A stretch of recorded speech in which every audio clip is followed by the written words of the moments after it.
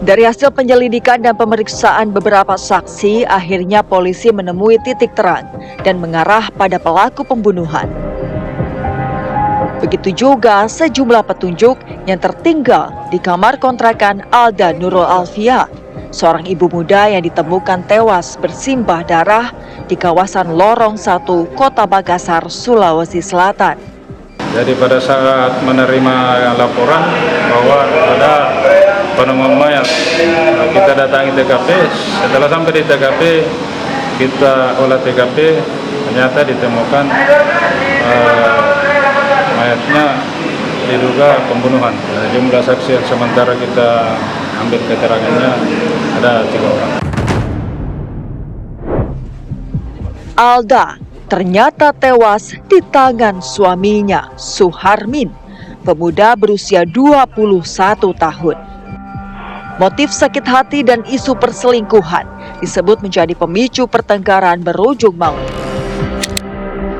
Pasangan muda itu telah 2 tahun menikah dan memiliki 1 orang anak.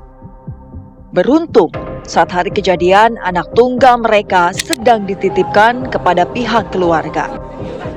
Jadi motifnya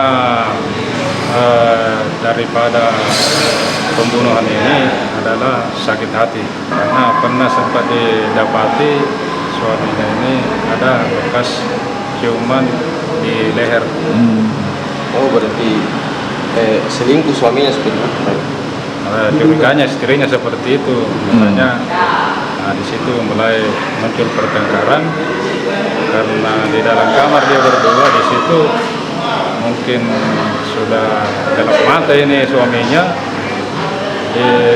tidak menerima kata-kata kasar terus sama istrinya, akhirnya gelap mata. Dari hasil olah TKP, petugas juga mengamankan senjata tajam jenis badik yang digunakan untuk menghabisi nyawa korban. Pelaku diduga sempat meninggalkan lokasi, namun beberapa jam kemudian dirinya menyerahkan diri ke pihak kepolisian. Jadi kalau dilihat di TKP dengan pengakuan tersangka itu, tersangka melakukan pembunuhan dengan cara menggorok lehernya. Menggunakan badik ya, Pak? Ya, menggunakan badik. Itu lukanya luka di leher saja atau apa ada luka lain? Ya, luka sementara yang ditemukan luka di leher saja. Saat pemeriksaan berlangsung, penyidik menemukan adanya kejanggalan dari keterangan awal pelaku. Usai kejadian, pelaku berniat merekayasa peristiwa berdarah tersebut dengan cara menyayat dirinya sendiri dengan badik agar seakan-akan nampak terjadi perlawanan dari korban. Ya, jadi sempat seperti itu, bahwasanya mengakunya baku tikam. Setelah dilakukan interogasi mendalam, akhirnya mengakui sendiri bahwa luka yang ada pada badan saya itu adalah rekayasa saya sendiri. Berarti setelah melakukan pembunuhan dia sempat menikam dirinya sendiri? Menurut pelaku setelah kejadian ya? Ya.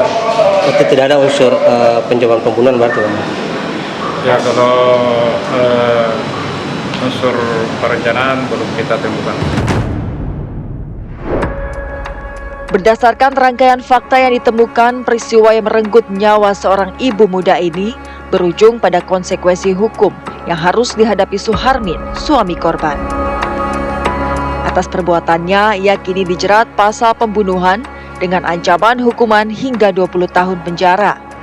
Pasal yang dikenakan itu pasal 458 ayat 2. Itu ancaman hukuman 458 ayat 2 itu kurang 20, ancaman 20 tahun.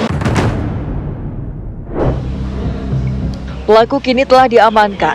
Namun, apa yang sebenarnya dipikirkan oleh Suharmin hingga tega menghabisi nyawa istri sekaligus ibu dari anaknya dengan cara yang begitu tragis?